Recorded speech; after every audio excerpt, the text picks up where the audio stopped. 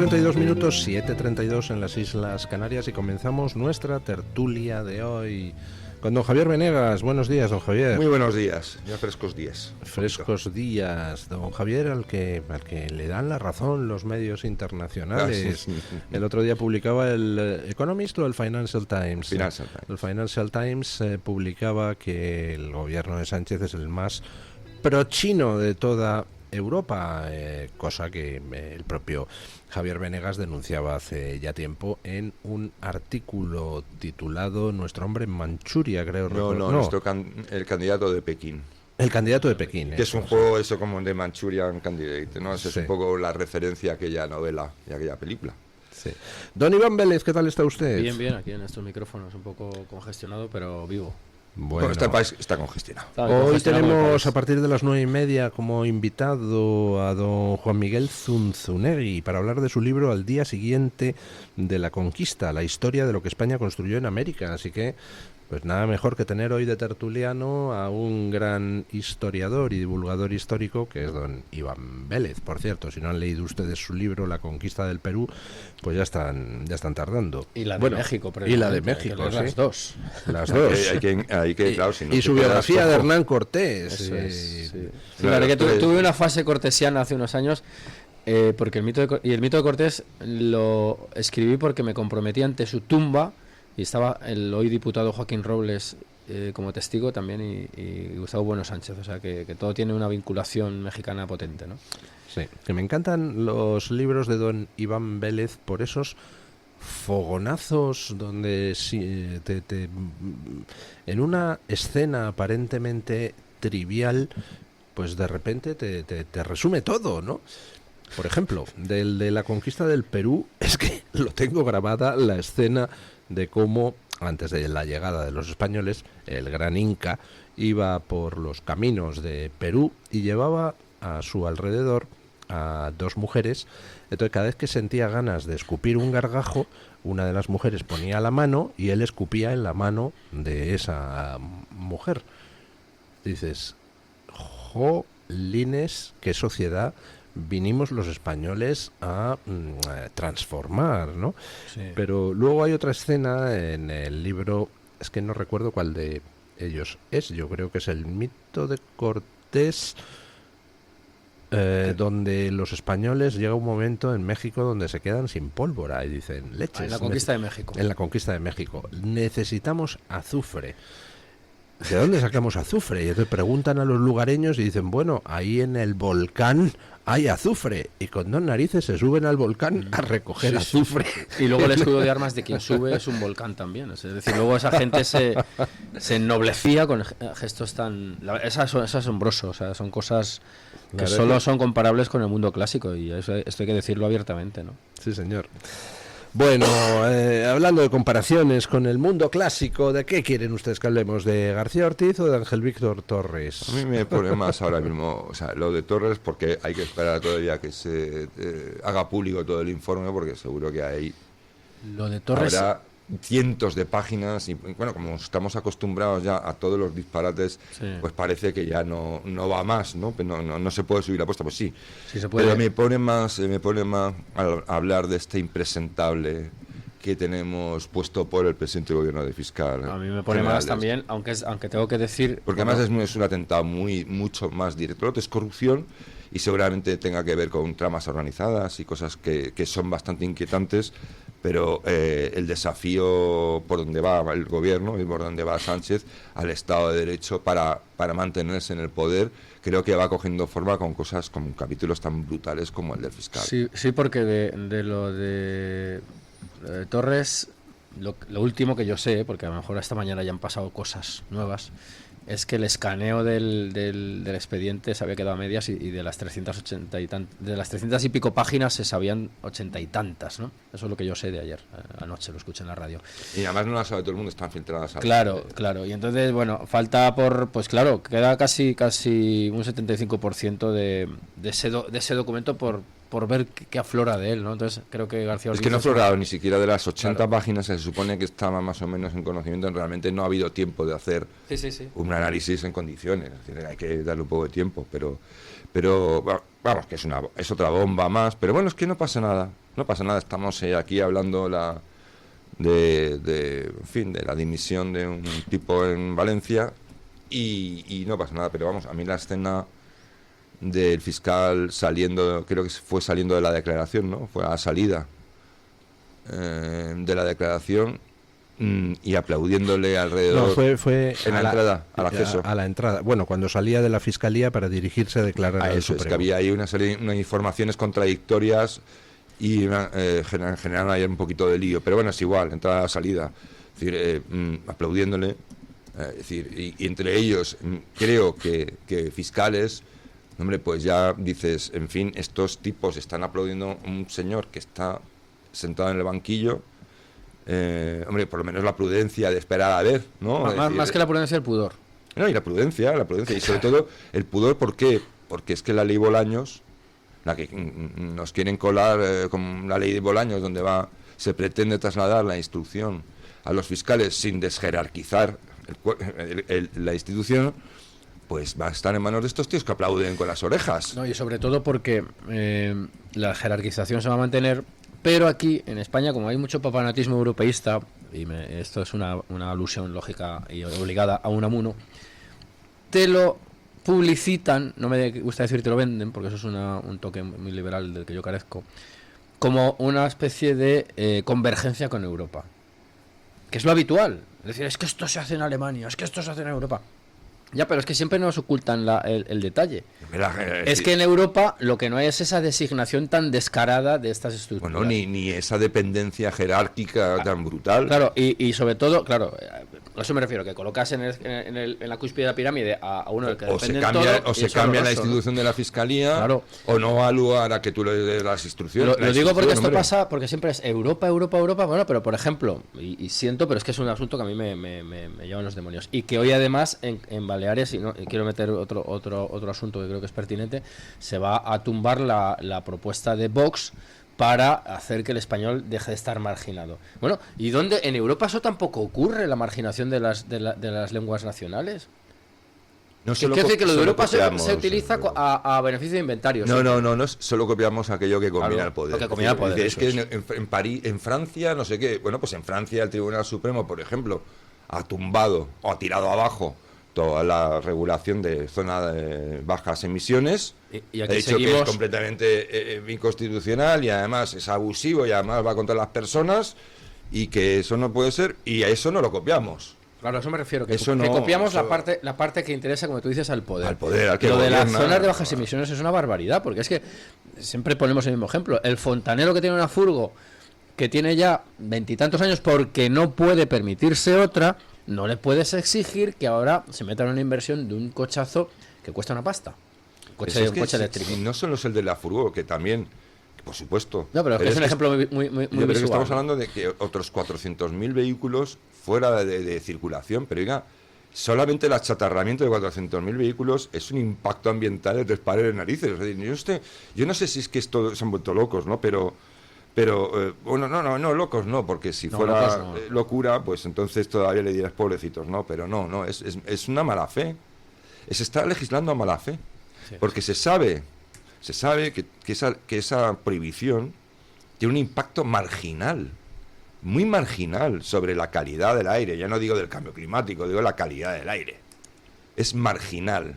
Pues sí, el vehículo privado es marginal en el cómputo general, no ya de la contaminación, sino de la contaminación de las ciudades. Es decir, y ello por no hablar del hecho de que los vehículos de combustión clásica cada vez son menos contaminantes. Es decir, que no están estancados en los años 80, que los coches nuevos van mejorando, los coches de gasolina, de gasoil. Vehículos, yo tengo un vehículo que tiene ya. Yo también tengo un vehículo muy viejo. No, pero lo tengo porque además me gusta, es un coche al que tengo aprecio y es un coche que ya en su momento iba adelantado a su tiempo, tiene un catalizador de triple vía, entonces contamina menos. Al lado de mi garaje hay un etiqueta eco, que es un sub que debe pesar 2 toneladas 200 kilos, que dices, es que no tiene ningún sentido que me digan que yo no puedo circular porque yo soy un peligro para el medio ambiente y esta persona está circulando todos los días.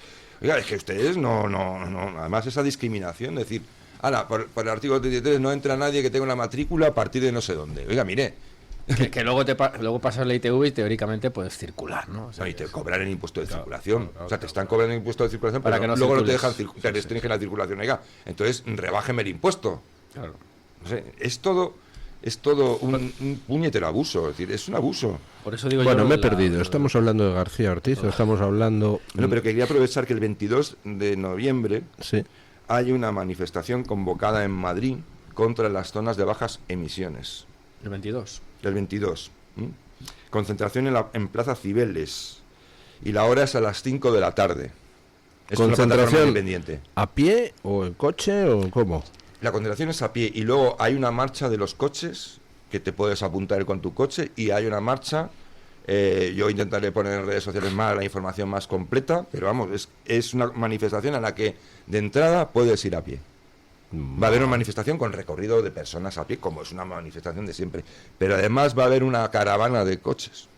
Bueno, volviendo al tema de Ángel Víctor Torres, don Julio López Peña, nuestro técnico, ¿nos puede rescatar esas palabras de Ángel Víctor Torres declarando en una rueda de prensa después de un Consejo de Ministros que a él nadie le había dado indicaciones ni... Escuchen. Vuelvo a repetir lo que llevo diciendo desde el primer día, ¿no? A mí no me llamó ni el ministro ni nadie de su equipo del Ministerio de Transportes para contratar con esta empresa. Lo que ocurrió, y así se ha trasladado, fue que la empresa contactó con el director de entonces del Servicio Canario de Salud, que trasladó esa propuesta a los servicios técnicos, que la analizaron. Una vez que vieron esa propuesta, propusieron su encargo, y ese encargo llegó con mascarillas que se pagaban a 2 euros en aquel momento por parte del Gobierno de Canarias, cuando en otras comunidades se pagaban por 6 euros, ¿no? Y por tanto, creo que claridad absoluta en lo que llevo diciendo desde el primer día, ¿no? Además, creo que en el día de hoy el propio Koldo García ha afirmado en el mismo medio que no contactó conmigo para la compra de esta empresa, ¿no? Y por tanto dejar bien claro que ni hubo indicaciones a mí, porque no las hubiera aceptado, ni hubo ninguna orden por mi parte para que se contratara en ningún caso con ninguna empresa durante la época de la pandemia. Esto decía después de una rueda de prensa de un Consejo de Ministros, y resulta que la UCO desvela ayer toda una batería de mensajes donde incluso se ve a un Ángel Víctor Torres iracundo diciéndole a Koldo que si no se pagan las facturas, que si no le pagan las facturas a Soluciones de Gestión, pues que entonces va a tomar medidas contra la responsable de asuntos económicos.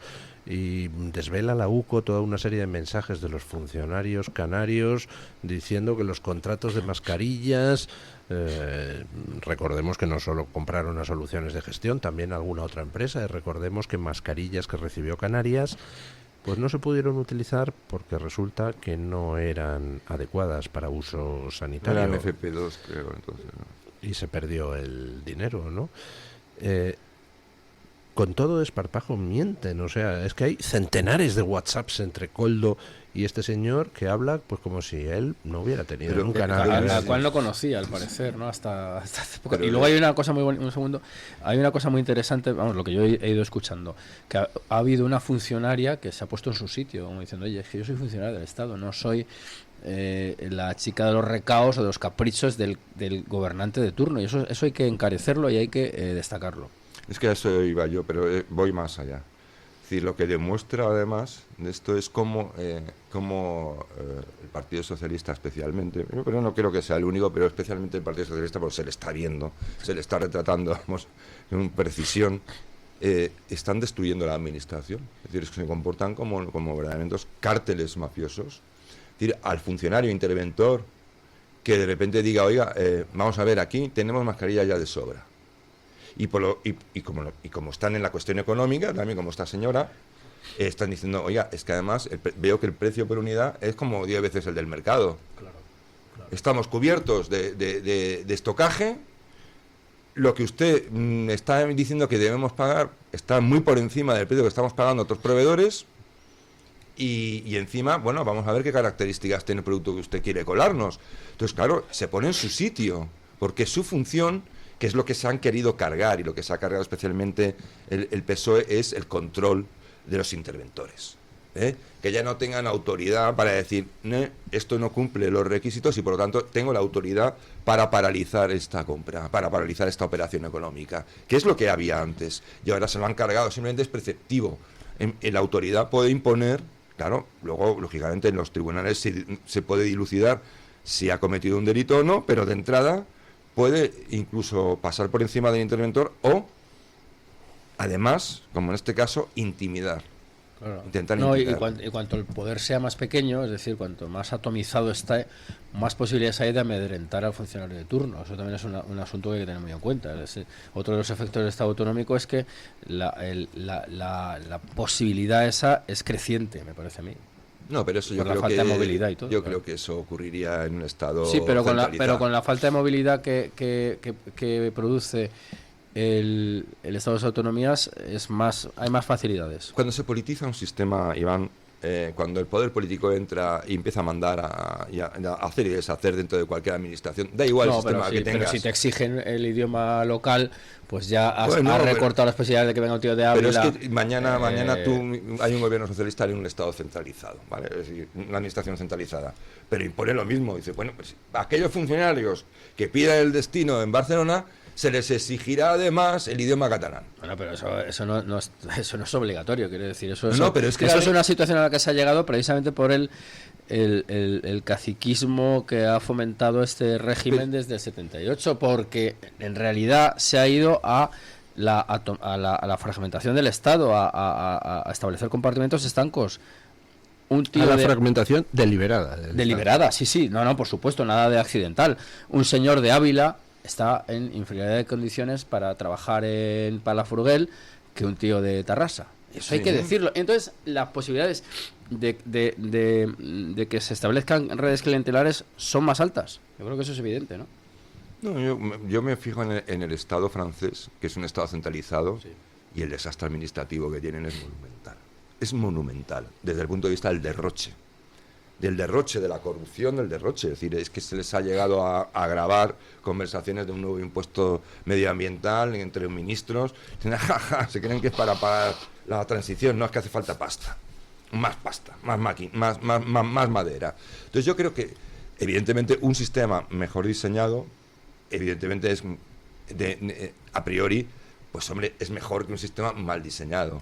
Un sistema más cerrado, más garantista con respecto al cumplimiento de lo que debe ser la administración, es mejor.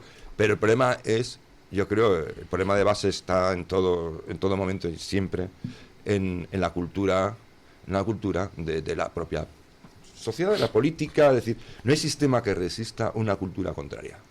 No hay sistema que lo resista. Es decir, Estados Unidos, que ha sido un país con una constitución y unas instituciones realmente bien diseñadas, fuertes, independientes, está pasándolas de Caín para que el sistema resista las embestidas que está recibiendo, porque se ha perdido esa cultura de respeto de las instituciones. Hay una parte de la sociedad norteamericana que cree que la Constitución es cosa de viejos y que eso ya, las constituciones son una cosa del pasado y que hay que acabar con ellas. Aclaremos qué parte de La la... parte izquierda, claro.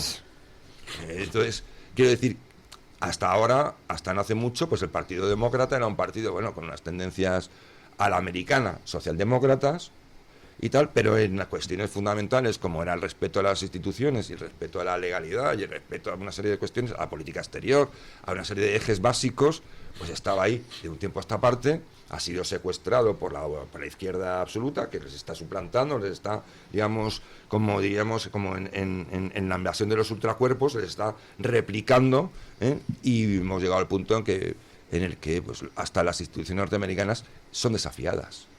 Pues, y es el mejor sistema, uno de los mejores que existen. En Gran Bretaña exactamente igual. Es un sistema perfectamente mucho más garantista.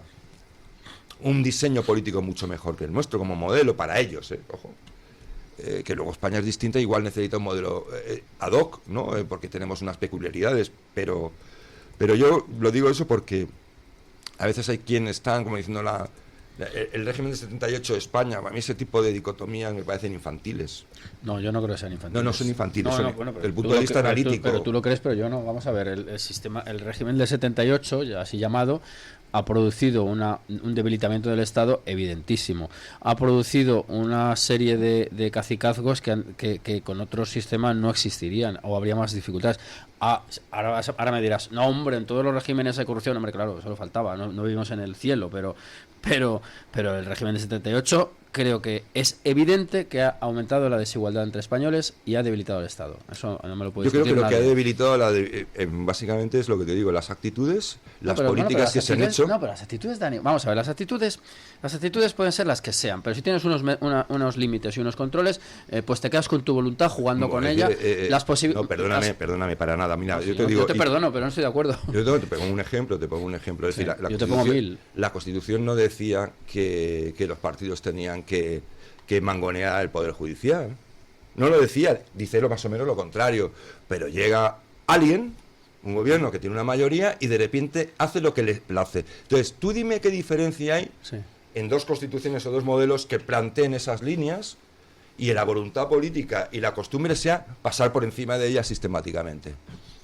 Es decir, pues tú mismo me estás respondiendo, es decir, pues es un sistema que no permite. No digo, o sea, que permite. No, te estoy diciendo que ¿qué más da? Entonces, ¿quién lo permite?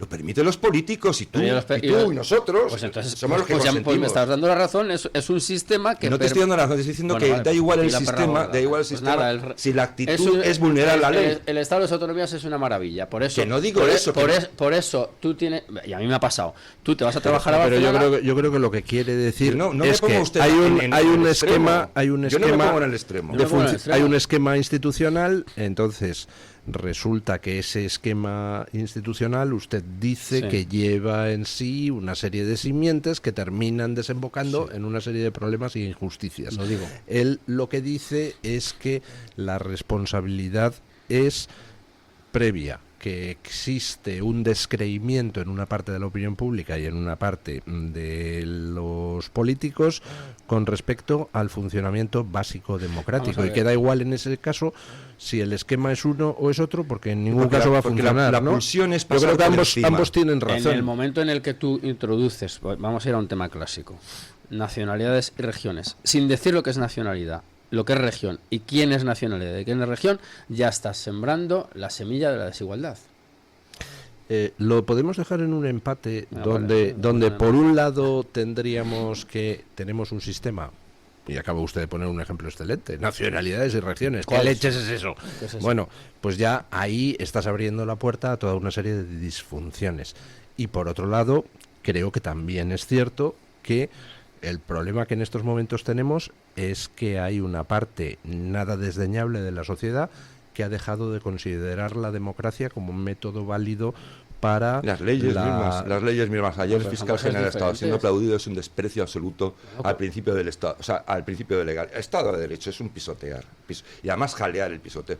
Yo no estoy defendiendo las autonomías. No, pero no me coloque usted en que soy proautonómico ni antiautonómico. No entremos en esas dicotomías porque la realidad es más compleja. Entonces, si los españoles no entendemos que a veces los problemas son complejos y caemos en los maximalismos, es imposible llegar a buscar le voy a dar un argumento en favor de lo que usted dice, que tampoco excluye lo que dice don Iván. No, si no es excluyente. Miremos a Estados Unidos, que lo acabábamos de mencionar. Estados Unidos es un país con una constitución y con unas instituciones y una separación de poderes pues mucho más perfectos que lo que tenemos aquí, de diseño mucho mejor.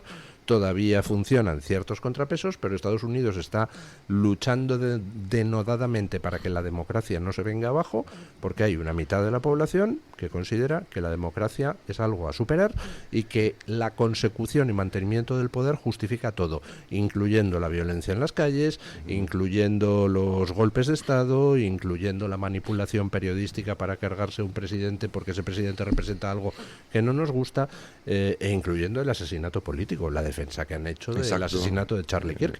Entonces, da igual el esquema institucional que tú tengas, que si hay una mitad de la población que ya no cree en la democracia no puede funcionar, vas al conflicto siempre. Bueno, pero si yo eso no lo discuto, quiero decir, si la gente es que Aquí habría que entrar en mucho más profundidades. Es decir, tampoco se trata de fomentar un fundamentalismo democrático. La democracia es uno de los sistemas, y si se pudre, se ha podrido. Por ejemplo, la sobrerepresentación que en la Constitución hay, porque la Constitución no es habla pueblo habla, aquella publicidad que soltaron en su momento, que es un recurso muy fácil. ¿Quién está en la maquinaria que diseña la Constitución? Pues, por ejemplo, unos grupos que acabaron siendo sobre representados, los de las nacionalidades y regiones, que por cierto ahora les han dado el toisón de oro a dos padres de la Constitución porque toca, ¿no? Pero, por ejemplo, te encuentras con una Andalucía que por lo visto no es nacionalidad histórica, y como ser nacional histórica te da unas prebendas, pues Moreno Bonilla se dedica a historizar, o como queramos llamarle, o nacionalizar Andalucía, dotándola de una cantidad de símbolos que no vienen a cuento. ¿Por qué? Porque por mímesis se están dando cuenta de que los que ya accedieron con privilegios al 78, pues hay que seguir en esa estela. Pero y eso es una fuente de desigualdad. Que hay gente que se corrompe, bueno, pues desde Atapuerca en adelante. No es una cuestión de corrupción, corrupción, es una cuestión de que los problemas, de verdad, del modelo político son complejos. Entonces, no se puede colocar todas las virtudes en el diseño. El diseño es una parte. Pero si yo no he dicho eso. Yo lo que estoy diciendo es que son las semillas. Lo estoy diciendo, no se debe, se puede, pero no se debe, en mi opinión, es decir, pensar que ya simplemente el coche está muy bien diseñado, pero luego el conductor puede ser un animal, ¿no? Entonces, ahora doy la vuelta al argumento con el que antes le he dado a usted la razón en la parte en que la tiene, para darle la razón en la parte en que la tiene a don Iván.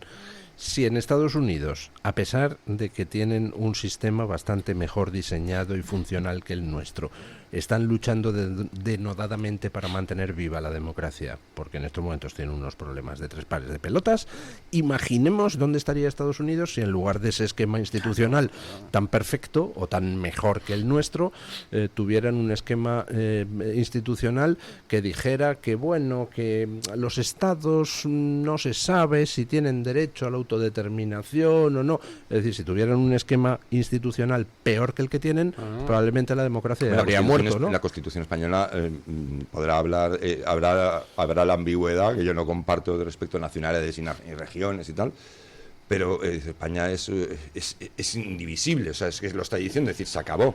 No hay más que hablar. Amigo, pero ¿qué significa indivisible? Bueno, pero decían los griegos que las leyes de Atenas son más fuertes que sus murallas. Pero lo que voy hay que recordarlo. ¿Sabes lo que ocurre? Que a mí me molesta bastante esa especie de disyuntiva. Yo, perdónenme, con todo respeto, a mí me parece infantil desde el punto de vista empírico. Es decir, el régimen de 78, España, porque obvia una responsabilidad mayúscula de la sociedad, de la política, o sea, la propia nación española, que partiendo de una constitución francamente mejorable, en lugar de mejorarla, ha hecho todo lo posible por empeorarla. Y eso se ha hecho con un desprecio absoluto por parte, yo creo que en general, del interés público, porque estábamos muy ocupados, me imagino, intentando mejorar y ser más europeos y más prósperos y más dedicados a nuestros asuntos, que a vigilar que un señor llegara y dijera, pues se acabó esto del gobierno español, es cosa que vamos a decidir los partidos. ¿Entiendes? Es decir, y nadie dijo ni pío. Por ejemplo, le pongo otro caso. Es decir, y yo lo he puesto más veces aquí, cuando el Partido Popular, ni siquiera el Partido Popular, sino un emisario del Partido Popular con un emisario del Partido Socialista, se va fuera de España a Bruselas a negociar, el pastelear el nombramiento del Consejo General del Poder Judicial, los nombramientos, la Constitución dice taxativamente que eso solo puede negociarse, discutirse y votarse en un lugar, que es el Congreso de los Diputados, y tienen que hacerlo con luz y taquígrafos, en debate público, presentando y argumentando las candidaturas. Pues eso, por ejemplo, la Constitución no lo permite, pero se ha hecho. Entonces, es decir, el diseño, pues en este aspecto, pues el diseño está claro, ¿no? Y sin embargo, ¿qué es la costumbre? ¿Cuál es la costumbre? La costumbre es no está claro. La ley cuando no conviene. Eso está claro. La mejor de las constituciones es completamente inútil si llega al poder alguien dispuesto a saltarse la Constitución de principio a fin, ¿no? Yo lo que pido es una pausa publicitaria. Es la cultura. Y se ha planteado aquí una cosa, ¿quién es más responsable? Porque es la clase política, es el pueblo que vota a esa clase política. Pues hay un tercer responsable, la clase periodística, que también tenemos lo nuestro. Pausa publicitaria y a ello. Tu voz, tu libertad, Tu radio, Radio Libertad. Nunca olvidaremos los hogares inundados, las familias rotas.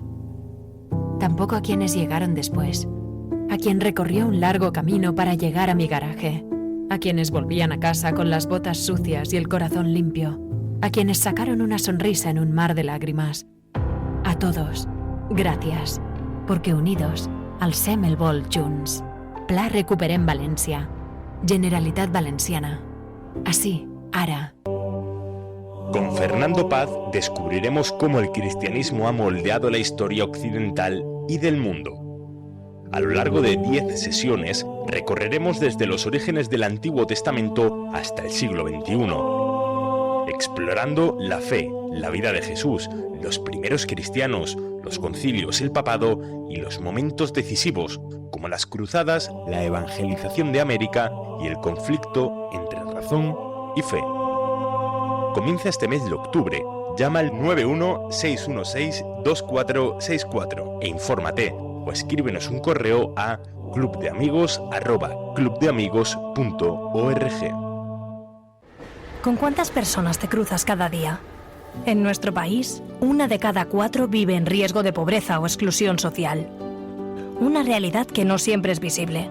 La de más de 12 millones de personas que hacen tu mismo trayecto, que se sientan a tu lado.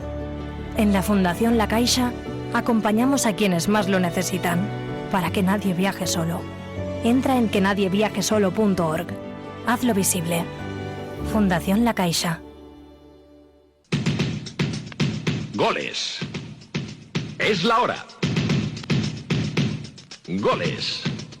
Es la hora de su deportivo favorito. Vuelve Goles, vuelve Parrado, vuelve el clásico de la radio deportiva.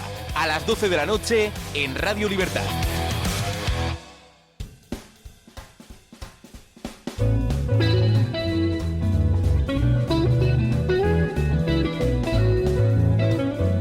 Mañanas en Libertad, con Luis del Pino.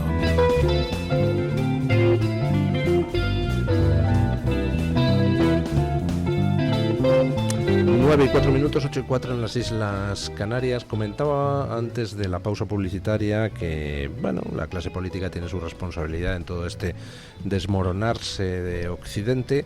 Los votantes tenemos nuestra responsabilidad porque al menos una parte de ellos ha dejado de creer en la democracia, que exige, para empezar, el respeto a la opinión ajena y el respeto a la posibilidad de que los que no piensan como tú ganen las elecciones. Oiga, es que el es respeto así, al otro, el Luis, respeto al otro.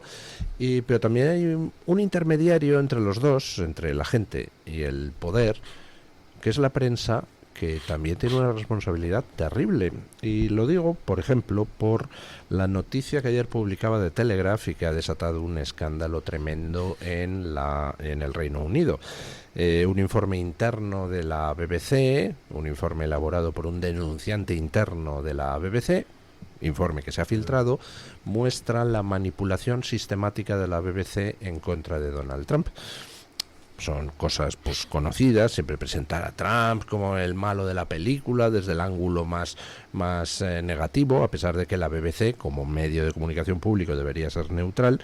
Pero es que hay una parte de ese informe donde se cuenta cómo en el programa Panorama de la BBC se emitió un reportaje sobre Trump donde aparecía un vídeo en el que Trump incitaba a tomar el Capitolio.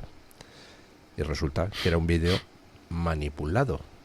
Y The Telegraph publica el vídeo original de Trump hablando y pidiendo a los manifestantes del Capitolio que muestren respeto y que reciban con aplausos a los representantes que van a reunirse para elegir presidente. Y al lado el vídeo que emitió ese programa de la BBC Panorama, que había sido editado, había sido manipulado para poner en boca de Trump frases que no eran y que parecía que incitaban a asaltar el Capitolio. Es decir, una manipulación brutal con un objetivo: culpar a Trump de golpismo. Bueno, aquí en España pues estamos viendo el cómo funciona ese tipo de cosas. Hace poco Rebeca Argudo, también tertuliana de esta casa, pues ponía un mensaje donde invita, dice: los voluntarios que se dejaron la piel cuando la Dana y los vecinos abandonados por las instituciones deberían ver el documental de Mediaset, Operación Dana, en el que no hay ni rastro de los primeros, es decir, de los voluntarios, y se niega lo vivido por los segundos, es decir, que fueron abandonados por las instituciones. La versión oficial está en marcha. La versión oficial que al final pues va a presentar a Sánchez como el que actuó bien en la Dana y por supuesto poner a Sánchez barriendo, sí. Con el ya van a crear un vídeo en el que Sánchez está barriendo arremangado ahí y tal, sí. sudando y entonces estas versiones oficiales pues las diseña evidentemente quien tiene el poder, pero quien las transmite, quien las hace verdad oficial, pues son los medios de comunicación, que actualmente, pues con muy poquitas excepciones, son una auténtica basura. Bueno, es que ahí el sistema político ha degenerado en la compra de los medios. Es decir, vamos a ver, las grandes televisiones, ¿de dónde obtienen su licencia? ¿Bajo qué criterios? ¿Quién la otorga? La licencia para operar, para existir. Sí. Es decir, pues la otorga pues el poder, vamos a decirlo así, no las administraciones, el puñetero poder, el que manda. Tú puedes tener un canal, tú no puedes tener un canal. Bueno, lo disfrazamos luego de una especie de concurso, pero todos sabemos, esto es como el Tribunal Constitucional, cuando hay cualquier tema sabes el sentido, según la mayoría que haya, sabes el sentido de la votación. Es el resultado de la votación, salvo alguna que otra sorpresa, creo que antiguamente se daba. Ahora mismo ya ni eso. Entonces, ¿es esto lo que hay? Y luego hay otro factor, don Luis, que es que incluso en los medios conservadores, un diario conservador, tú te puedes encontrar una plantilla que el 80% sea de izquierdas. ¿Por qué? Pero de izquierdas en el sentido de los que no se pueden contener, porque tú puedes ser de izquierdas, pero ser un profesional que haga su trabajo e intente ser lo más objetivo posible. Es posible, eso ocurría en otros tiempos, en otros lugares. No, el problema es que no se privan, son activistas. Pero el problema, ¿dónde está, don Luis? ¿De dónde? En las universidades. Las universidades se han convertido en factorías, sobre todo en periodismo y en este tipo de asignaturas, factorías que producen ese tipo de producto manufacturado. Y entonces, esto es lo que decía Bloom, ¿no? Que un intelectual y un hombre brillante decía, con razón, y hablaba de Estados Unidos entonces ya, cuando había lo que estaba pasando en las universidades estadounidenses hace tiempo, yo creo que fue en los años 70 o por ahí, dijo, cuando caigan las universidades, cae la democracia.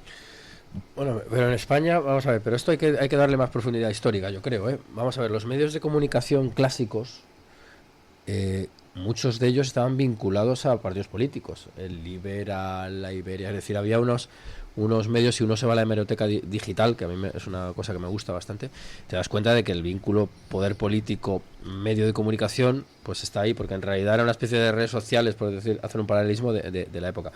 Eso por ahí. Por otro lado, yo creo que la independencia de los medios de comunicación es una rara avis, porque la propia publicidad que se mete en ellos condiciona de algún modo. Una cosa es mucho más compleja. Económica. Claro, la dependencia económica, que la tienen todos, incluida esta radio y todos los medios de comunicación, porque de algo tienen que vivir. Lo que pasa aquí, como no hay subvenciones. Claro, yo voy ahí. Una cosa es esa publicidad, digamos, independiente, y luego está ya la institucional, que esa ya todavía dirige muchísimo más. Y luego, con respecto a la universidad, que estoy de acuerdo con ello, en el sentido de que es una factoría ideológica, y además va por gremios. Yo creo que el gremio periodístico es muy izquierdista, el gremio sanitario también lo es, y el gremio educativo también, tienden mucho a la izquierda. Pero esto tampoco es nuevo. O sea, no caigamos en la trampa de pensar que esto empieza a ocurrir hace un rato. El entrismo que propugnó el PC en los años 60 se instaló también mucho, no solamente en el mundo sindical, que es el del que tanto se habla, sino también en la iglesia y en la universidad. Es decir, que de todo esto hace ya mucho tiempo, que estamos hablando de unos movimientos que tienen alrededor de 6 décadas. Y claro, revertir esas inercias es muy complicado. Estamos asistiendo a la apoteosis de la infiltración gramsciana en todas las instituciones generadoras de cultura. combinado con la posterior vuelta de tuerca de la clau, de la generación de confrontaciones sociales, ¿no? Y al final está estallando todo al mismo tiempo.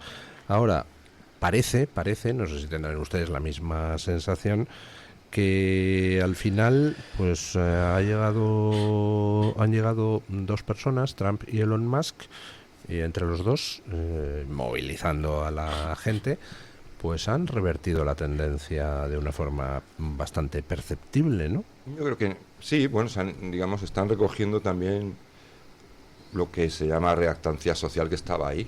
Es decir, la sociedad que no se manifiesta constantemente, sino que las personas están en sus asuntos, no están dedicadas a la política, ni a ver qué pasa aquí ni allá, y mucho menos cuestiones ya, digamos, de a ver qué es lo que se cuece dentro del wokismo y tal.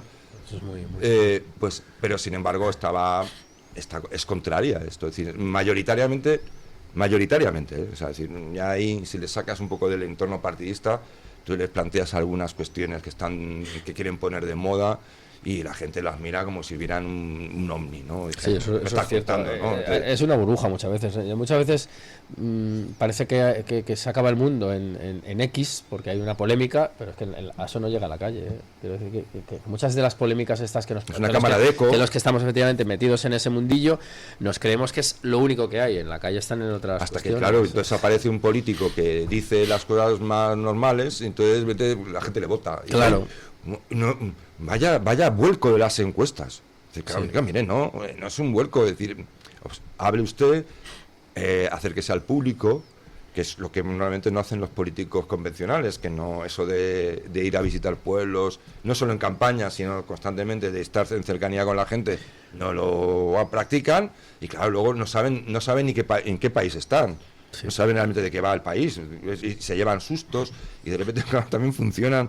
No tienen grupos de trabajo que por lo menos hagan eso por ellos, ¿no? De tomar el pulso a la sociedad, ¿no? Entonces lo que hacen es gobernar a golpe de WhatsApp, ¿no? El amiguete de turno que está ahí, se supone que es asesor, le lanza una ocurrencia, luego una ocurrencia contraria. Entonces, claro, cuando llega alguien que se ha molestado en entender un poco lo que hay en la calle, y el disgusto, y por qué hay este estado de ánimo, y por qué la gente está disgustada con aquello, y por qué les parece mala esto otro, pues llega alguien, lo recoge, y de repente pues gana votos. Y la gente dice, uy, ¿cómo es posible? ¿Cómo es posible que este patán de repente le voten tanta gente? ¿No? Claro, pues porque ha hecho lo que tú no has hecho. Sí, y lo que pasa es que, aunque eso también estoy de acuerdo con ello, todavía sí que hay muchas inercias, ¿no? Por ejemplo, la televisión que legislativas también. Claro, que aparentemente ya estaba de capa caída con la irrupción de las redes sociales, bueno, tiene gran persistencia. Televisión espantosa, por citar a Rosa María Mateos, que me parece que es la que lo dijo, pues ha crecido en audiencia. Es decir, que a veces las operaciones propagandísticas, y en ese caso ya es descaradísimo, porque es una programación continua, es sesión continua, pues tienen también sus inercias que son difíciles de vencer, porque es una cuestión también, yo creo, generacional, ¿no? De los medios de comunicación. Y pasa igual con el papel y lo digital, ¿no?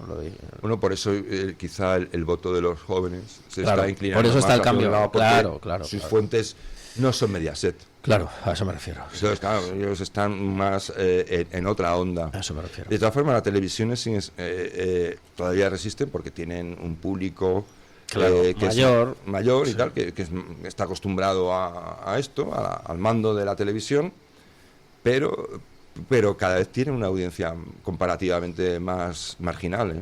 Es decir, están hablando del gran éxito del programa de Telecinco, igual ¿hasta qué punto? 3 millones de espectadores, cuando resulta que un conjunto de youtubers te saca eso multiplicado por 10.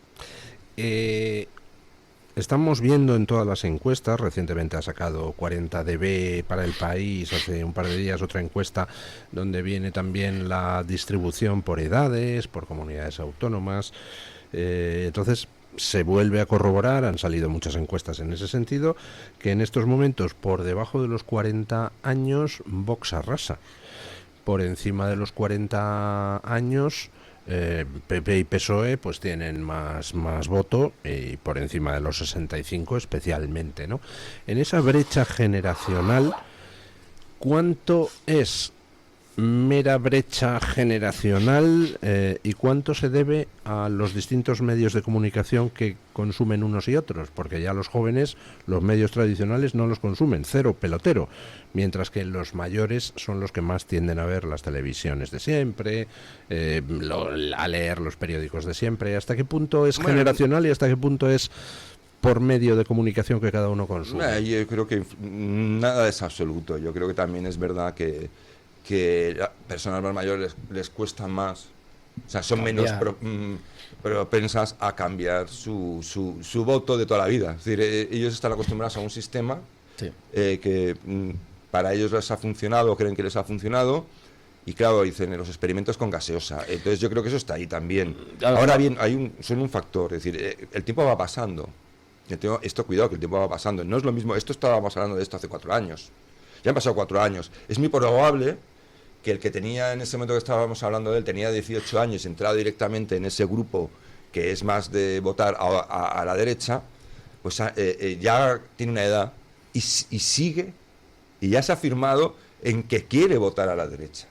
Es decir, no ha cambiado ahora y voy a votar al PSOE, Posiblemente se reafirme. No hay ese trasvase. Eso es acumulativo. Yo creo que también, yo lo veo un poco por mis hijos, ¿no? Por la edad que tienen y tal. Y de esos grupos, pues porque se encuentra con unas dificultades que son objetivas. Es el tema de la vivienda es que es demoledor, o sea, no se un crío de 18 o 20 años es difícil que se plantee tener una vivienda o una familia y al fin y al cabo la gente quiere ese tipo de cosas y nos estamos encontrando, pues se están encontrando esas generaciones con unos problemas enormes, ¿no? Entonces, claro, pues ¿qué van a hacer? ¿Votar a lo mismo que ha propiciado esta situación? Pues no, buscan alternativas y además los jóvenes pues tienen menos complejos y menos inercias en ese sentido y menos hipotecas personales, en el sentido de que no son de derechas o de izquierdas de toda la vida, que son cosas que hemos oído muchísimas veces, ¿no? Pues yo creo que se enfrentan a unos problemas nuevos y buscan soluciones nuevas. No, pero yo creo que eso es así, evidentemente, pero es que la teoría de los compartimentos estancos generacionales, también cuidado con ella, porque desde el crack de 2008 hay muchas personas que tienen bastante más que 40 años, que tenían un estatus, muchísimas, que tuvieron que reinventarse porque acabaron arruinados y que no han vuelto a recuperar ni de lejos la posición económica que con tanto trabajo y sudor habían alcanzado. Y eso es una bolsa enorme.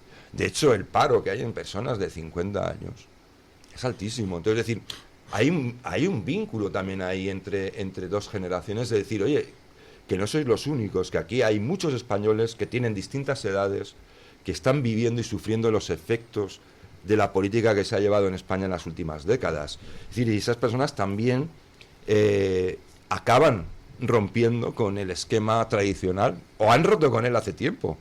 Han roto con él, por eso también no solo a la derecha le votan los jóvenes, también una proporción de personas adultas que la votan. También, sí, de gente desengañada con el no, más que desengañada, necesitada, porque yo voy a poner un ejemplo, yo tengo una edad, pero desde que llega Sánchez al poder, y no hablo ya de Rajoy, que esto es para suicidarse, han pasado ya 8 años. Sí. Es decir, son 8 años de tu vida que se han quemado en buena parte, posiblemente, salvo, hombre, que tú haces cosas bien y te buscas la vida y entonces nada es ineluctable, pero desde luego que si esos 8 años hubieses vivido en un país que hubiese hecho las cosas muchísimo mejor, es muy probable que esos 8 años te hubiesen rendido muchísimo más. Has perdido de alguna manera una parte importante de tu vida. Si metemos a Rajoy en la ecuación, yo ya no quiero ni saber.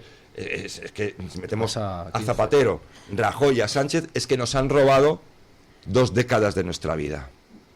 Eso es decir, que no son solo los jóvenes los perjudicados, es que hay 2 décadas en general que a los españoles, a los jóvenes y a los no tan jóvenes, se les ha les ha hecho un tangado, vamos, nos han tangado. Yo creo que esto es un mensaje que hay que dar para que aquellos que estén todavía aferrados a las cosas, a las convenciones que no funcionan, empiecen a plantearse que su situación puede mejorar. Podría mejorar. Hombre, sí, no hay más que mirar a Estados Unidos, está mejorando, por el amor de Dios, cuando uno vota correctamente las cosas cambian. Y además yo creo que a Trump, si le odian tanto, es porque ha demostrado que todo es reversible. O sea, que da igual que hayan estado 3 décadas de ingeniería social, da igual que hayan estado, o sea, han causado mucho mal, pero llega Trump y dice, fuera, ideologías trans, bye bye. Financiación de toda la banda de ladrones de ONGs diversas, bye bye. Inmigración por la frontera sur y norte, a cero. Oiga, y no pasa nada, o sea, alguna resistencia por parte del Partido Demócrata, algo de violencia. Que me sacáis a los antifas, a vuestras bandas de la porra a dar por saco. Declaración de Antifa como banda terrorista, y me fumo un puro. Vamos, que ha llegado Trump dispuesto a ejercer el poder. Dicen que es arbitraria, se basa en una sentencia de la propia justicia norteamericana. No me acuerdo exactamente el caso, los nombres, pero es un caso en el que el fiscal por primera vez demuestra que existe una conexión y una coordinación entre una serie de elementos, con un plan, con unas coordenadas y con unas que funcionan en redes, con una serie de nombres clave. Es decir, demuestra que son una organización violenta. Entonces se basa en eso. Pues bien. Lo de antifascista es que es tremendo, ¿no? Es tremendo. Porque yo ya me he perdido, ya no sé. Quiero decir, fascista acaba siendo lo que a uno no le gusta casi, porque no, la conexión entre lo que dicen que es fascismo y el fascismo, pues es, no sé, habrá que lean a José Luis Orella, por ejemplo, ¿no? Pero es que parece que todo es fascismo desde esos... Explique usted quién es José Luis Orella, bueno, para José los Luis que Orella, no lo saben, sí, incluyendo es un historiador y profesor en el CEU, que colabora bastante a menudo con la Fundación de NAES, que por cierto tenemos una jornada, ya aprovecho para meter la cuña publicitaria, en Marbella el próximo viernes sobre seguridad, narcotráfico y todas estas cosas. En Marbella, próximo viernes por la tarde. ¿Día qué? Día 7, si no me equivoco. ¿Día 7? ¿A qué hora? ¿Dónde? Pues en Marbella es... No, bueno, que lo vean en la página web, que ahora no me acuerdo el local, de la Fundación para la Nación Española, sobre seguridad. Que es nacionespanola.org. Lo vean, y es de entrada libre, gratuita, por supuesto. Irán gente muy, muy, muy reputada en estos asuntos. Bueno, pues José Luis Orella tiene una historia del fascismo, pero es que entre lo que es el fascismo y lo que es y lo que dicen algunos que es el fascismo no hay conexión. Me recuerda, haciendo un paralelismo, entre lo que algunos dicen que es comunismo y lo que es comunismo, porque es que son como espejos paralelos, ¿no? Pero no sé, yo ya digo que es que últimamente todo es fascismo para algunos y realmente pero todavía, como decía Orwell, es que puede llegar a ser fascista no por disentir, sino por no gritar con los demás. Bueno, pues. Es decir, ya no solo es que tú disientas, es que como no te pongas aquí de nuestro lado. Por supuesto. Es que igual eres sospechoso de fascista. Que hay que retratarse constantemente, claro. Sí, en eso estoy completamente de acuerdo, pero que yo denuncio eso, que yo no sé por qué la manía. Lo digo porque, por ejemplo, los de Podemos no se les cae de la boca la palabra fascista. Bueno, está todo el santo día, pero bueno, lo de santo día con ellos quizá no encaje bien. El demoníaco día. Todo el demoníaco día o diabólico día con el fascismo en la boca. Yo no sé qué tiene que ver una cosa con otra realmente. Pero bueno. No, bueno, pero es simplemente... es un fetiche. No, es un juego de dividir, es un juego de marcar al adversario.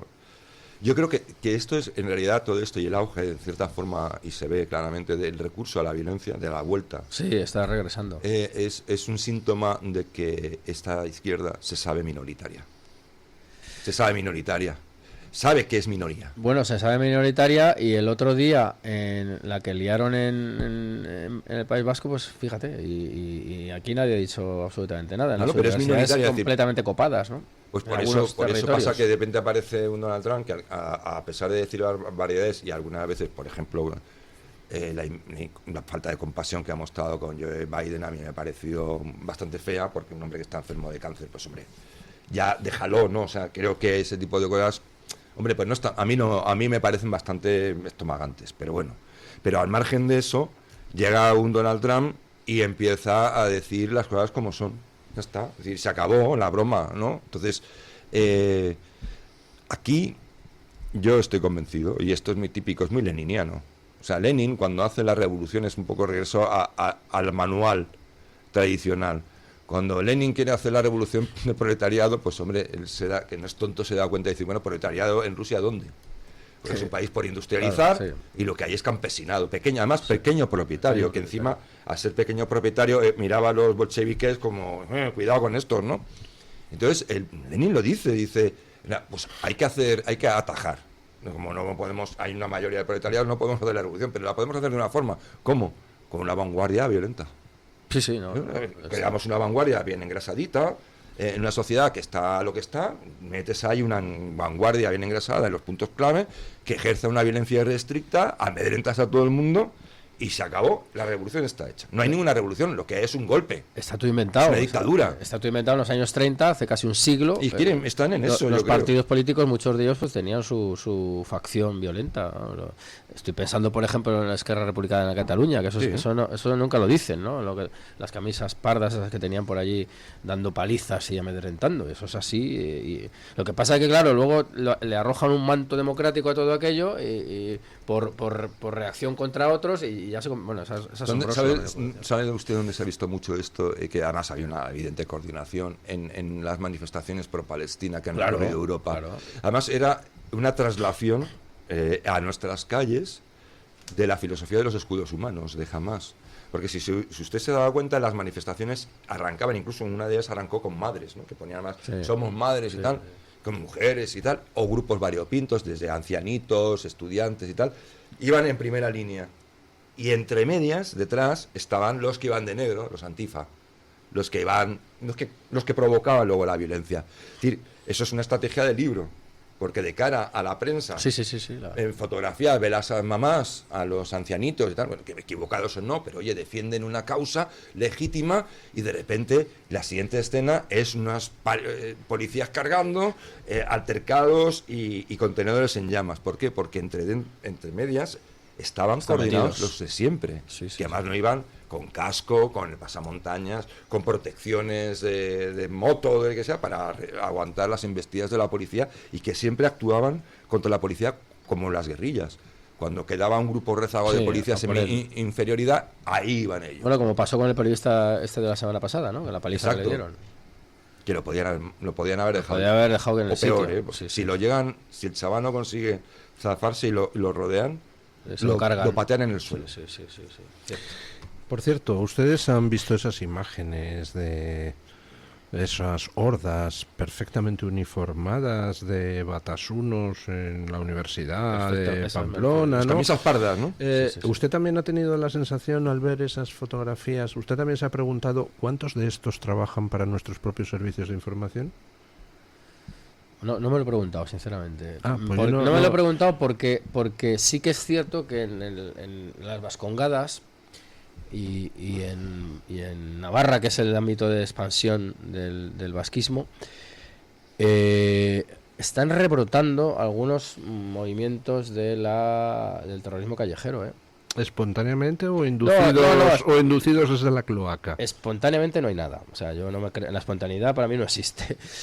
Lo que no sé es quién está exactamente en la cloaca, aunque teniendo en cuenta que el socio prioritario del gobierno es EH Bildu, pues por ahí pueden ir un poco los tiros. Nunca no ocurre nada de eso allí sin que Bildu tenga por eso a mí a ver, yo no tengo pruebas, pero evidentemente todo hace presumir pues que están teledirigidos, porque al fin y al cabo los privilegios que han obtenido, y vuelvo otra vez, lo siento, en este régimen político, los vascos estaban inducidos por el terrorismo. No nos engañemos, el terrorismo ha obtenido un éxito tremendo y ha dejado un rastro de muerte absolutamente repugnante, pero lo ha conseguido. Hay reuniones ya muy antiguas de ese individuo despreciable llamado Xavier Arzallus, ya sabéis lo que tenéis que hacer, más o menos textualmente. Ya sabéis lo que tenéis que hacer. Era una acción coordinada, no nos engañemos. Y muchas de las decisiones que se tomaron, que tú decías que a lo mejor no se podía hacer otra cosa.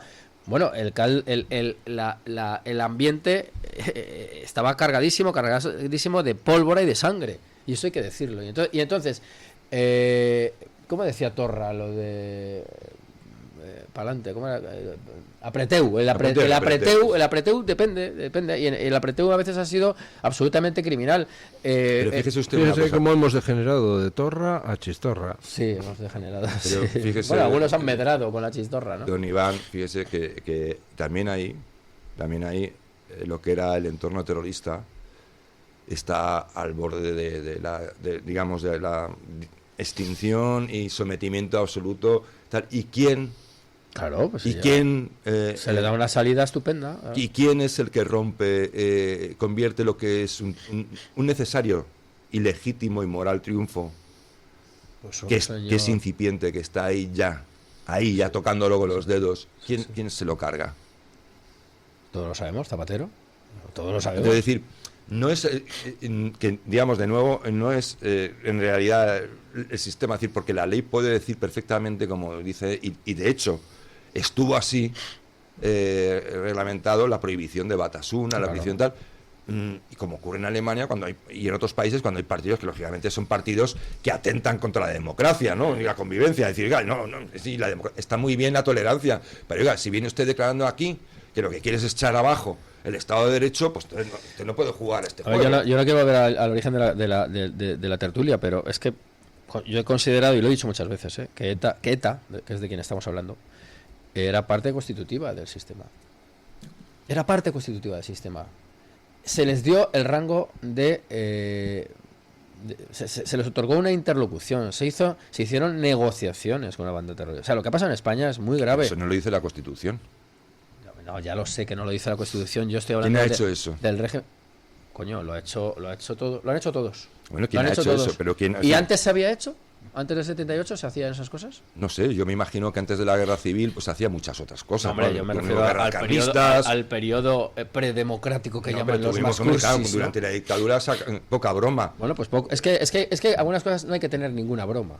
Es que no hay que tener ninguna broma. No, pues si yo no estoy a favor de que se bromee con el terrorismo. Ya lo sé, pero esas bromas, entre comillas, se han dado en este periodo de tiempo. Yo eso lo quiero recalcar y subrayar. Pero volvemos a lo de siempre, don Iván. Aquí lo que hay es simple. Yo creo que es bastante sencillo. Y usted que le gusta escribir y estudiar historia, y dice que es un hombre ilustrado, pues sabe que cuán importante es la educación. Cuán importante es que una sociedad esté bien educada. Sí, claro. Es decir, es que no estamos bien educados ni en el respeto a las reglas. Es decir, para entender que las reglas no son simplemente una cuestión, cuando se vive en libertad, tenemos que tener unas reglas que sean iguales para todos, porque es lógico, porque ¿Y qué reglas son esas que hacen que un tío, un representante del gobierno español vaya a Argelia a hablar con terroristas? ¿Dónde están las reglas esas? Por eso te digo, decir, ¿y dónde están las reglas para que simplemente en un parlamento como el de finlandés, pues cualquier político con un mínimo de iniciativa pueda convocar y llamar a declarar sin que lo diga la ley? Porque es un parlamento... ¿Dónde están las reglas? Al primer ministro del país por un desajuste de X milimétrico en algo y que dé cuenta de ello, porque está en la cultura, no porque solo lo diga la ley finlandesa, ¿Y porque dónde está en la cultura. ¿Y dónde están las reglas que permiten a un señor que ahora ha sacado unas memorias decir... con los secesionistas, que son parte del sistema. O sea, los secesionistas son parte del sistema. Yo creo que ya mayor escándalo es imposible. Es como el que tiene una enfermedad y dice, no, a esa enfermedad hay que darle su espacio. Hablando se entiende la gente. ¿Dónde se ha producido eso? Bueno, pero eso son a título personal, como si yo... Bueno, a título personal. No, hombre. A título personal. Es una decisión volutiva, ¿no? Nadie te dice, el sistema te dice que tienes que hacer eso. A ese señor le ha dicho el sistema, yo soy el sistema. El sistema que permite Zapatero, tienes que hacer esto. El sistema que permite que un partido programáticamente secesionista no tiene ninguna culpa. No tiene ninguna culpa. El sistema no. Es decir, ya está. No. Si ha habido una ley que los prohibía, de repente llega otro y dice, a la mierda la ley. Ya. Entonces, ¿qué hacemos? Yo no estoy hablando de Batasuna, estoy hablando del PNV, por ejemplo. Sí, por ejemplo, yo también. Por ejemplo. Que es uno de los redactores de la Constitución. Claro, por supuesto. Entonces, es decir, la voluntad política de hacer cumplir la ley no existe en España. Es decir, aquí se dice, y lo dice la Constitución, y lo dicen las leyes, y lo dicen hasta las sentencias de los tribunales, que el español en Cataluña se tiene que enseñar, y que los ciudadanos tienen derecho a que sus hijos sean educados en castellano. ¿Y dónde está la alta inspección del Estado ahí? No. En ningún sitio. Pero el sistema, ¿qué es el sistema, Iván? Claro, porque hablar del sistema como algo así etéreo que puede estar aquí o no, según la ocasión, no. Es decir, el sistema, yo no hablo del sistema, hablo de lo que dice la ley y de lo que hacer. Es decir, ¿hay alguna voluntad punitiva por parte de quien tiene que hacer cumplir la ley? No, porque no le interesa, por un cálculo político, no por el sistema, porque quiere gobernar, quiere el pastel del poder. Es que el problema de España ahora mismo no es... Yo estoy a favor de una reforma, yo creo que es importante hacer una reforma de muchas leyes y tal. No sé si es el momento para hacer un proceso constituyente porque no va a haber mayorías. Porque esto acabaría como el Rosario de la Aurora, desgraciadamente. Ojalá estuviéramos todos de acuerdo y hacer una constitución nueva que superara a la actual. Pero estamos donde estamos. Yo creo que la cuestión es reformar, pero no solo reformar vamos a reformar, sino reformar bien, aunque sea a través de leyes orgánicas, para empezar, y desde luego, lógicamente, sumar, porque la política consiste en sumar para hacer las cosas. Eso es transformar un país. Yo recuerdo que Suecia, en el siglo XVIII, esta Suecia tal, era el país más corrupto de Europa. Sí, es que el embajador francés que mandan entonces de París allí pide volver urgentemente a París, que allí no quiere estar. Que eso es una bacanal. Dice, la gente es depravada, tal. Y aquí se decía, no, es que el problema es que están sin romanizar. Cosas de este tipo simplistas, ¿no? Bueno, pues, oye, cuando Suecia llega a una situación límite en la que ve que incluso el país puede desaparecer, con la guerra con Rusia, se acabó la broma. Y se produce un cambio en 5 décadas que es que no conoce Suecia ni la madre que la parió. Yo creo que eso es una cuestión de voluntad política. Más que señalar males, así como sistemas y tal, yo creo que es sumar, tenemos que sumar gente para una tarea importante, ¿no? Bueno, hacemos una pausa publicitaria y seguimos. Tu voz, tu libertad, tu radio. Radio Libertad. En 1935 se fundó el que sigue siendo un referente en el tratamiento hospitalario del enfermo mental. En Málaga, el Hospital Psiquiátrico San Francisco de Asís. En 2005 se complementó este hospital con la Comunidad Terapéutica San Antonio. Infórmese en el 952 2014 64 o en www.hospitalsanfrancisco.com. El DHA Omega 3 es clave en el funcionamiento normal del cerebro, la visión y el corazón. Si te preocupa el deterioro asociado a la edad, debes tomar DHA. El DHA de Mederi Nutrición tiene certificación IFOS, máximo estándar de pureza y calidad. Busca DHA Pure NPD1 o visita ahora mederinutrición.com. Encuéntranos en iVoox, Spotify, Amazon Music y Apple Podcasts. Radio Libertad. A un clic de distancia. La doctora Iradier, especialista del Instituto de Microcirugía Ocular, IMO, Grupo Miranza, realiza en Madrid cirugía premium de presbicia y catarata. Si desea eliminar sus gafas de vista cansada o nota que con la edad pierde visión, la doctora Iradier le realizará el tratamiento para recuperar la agudeza visual y nitidez de la juventud, con la mejor lente intraocular y la técnica más segura y eficaz. Doctora Iradier en IMO, Grupo Miranza. Teléfono 910-783-783. Calle Valle de Pinares Llanos 3, Mirasierra, Madrid. Nunca olvidaremos los hogares inundados, las familias rotas.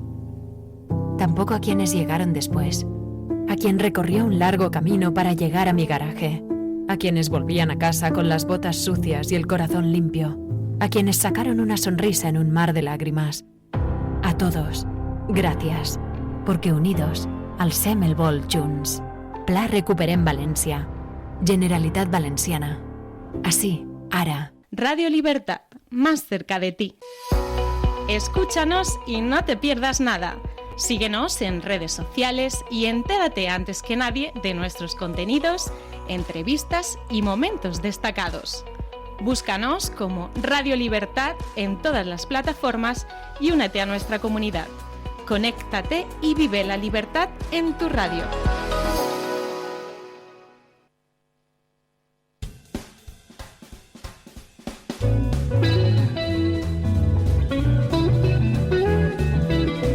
Mañanas en Libertad, con Luis del Pino.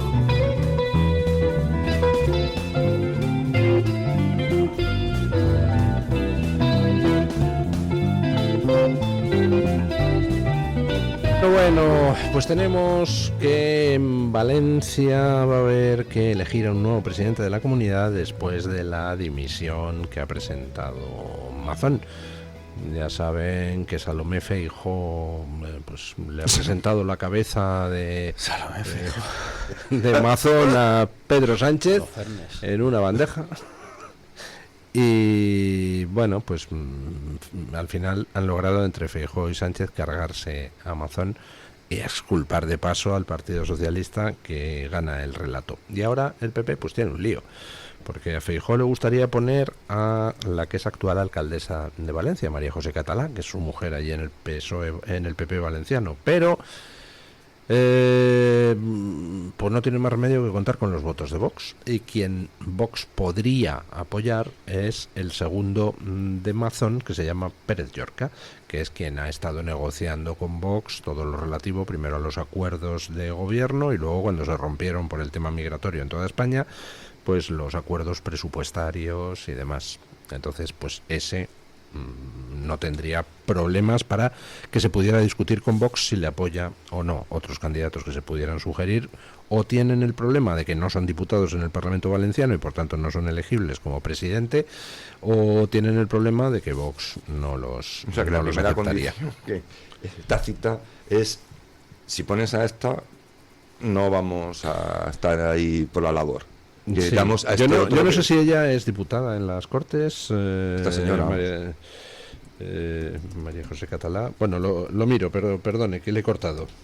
No, simplemente que la primera condición tácita evidentemente es que a Vox, pues si quieren algo, pues va a tener que no poner a esta señora, ¿no? Porque se sentirán más a gusto. También es lógico, porque se han estado negociando, ya lo conocen, pues prefieren a esa persona que ya, pues me imagino que le habrán cogido la medida, sabrán por dónde pueden ir, por dónde no, y hay un intento más posible. Yo, de todas formas, vamos a esperar. Sí, María José Catalá es diputada en las Cortes Valencianas, o sea, podría optar a tal, pero no creo que Vox aceptara, y por eso se propone a Pérez Llorca. Luego ya veremos en las siguientes elecciones. Feijóo dice que se reserva el nombre de designar al candidato, pues, o sea que pues me parece muy bien. Queda mucho tiempo, pero, con lo cual... pero ahí tiene el problema de que su candidata, que es María José Catalá, tampoco es aceptada por los presidentes del PP en las 3 provincias, Valencia, Castellón, Alicante. Yo la verdad es que he visto pocos sitios tan cainitas como el PP valenciano. Bueno, sí, el PSOE navarro. Bueno, el Baleares tampoco es una balsa de aceite, pero bueno. Bueno, el cainismo, desgraciadamente, yo creo es un clásico. Es algo que está muy extendido a nivel de... Ahora, es maravilloso, ¿no? Es decir, que tenga que llegar el presidente del partido a decirte quién es el que se presenta por tu demarcación. Sí. Es decir, este cesarismo de claro, luego... Y este gallego, ¿no? Núñez Feijóo, sí, es gallego, ¿no? Sí. Ya no es de Madrid, ya no pueden decir, no, es que es Madrid. No, perdona, este señor gallego, tan amante de la... Los gallegos han mandado siempre mucho en España. Sí, claro. O sea... Es una región de mucho mando, ¿eh? Ya, pero quiero decir que no es de mucho mando, de mucho mando... Franco no era de Alcantarilla. No, ni de Móstoles. No, y de mucho mando y de mucha red clientelar también, ¿eh? Un clásico absoluto, ¿no? Pero bueno, que tenga que llevar un tío a decirte, ¿sabes? Sí, pero vamos a ver, nosotros tenemos aquí el partido, somos los que estamos haciendo la política aquí. Claro. Elegiremos nuestro candidato. Parece que lo lógico fuera Pérez Llorca.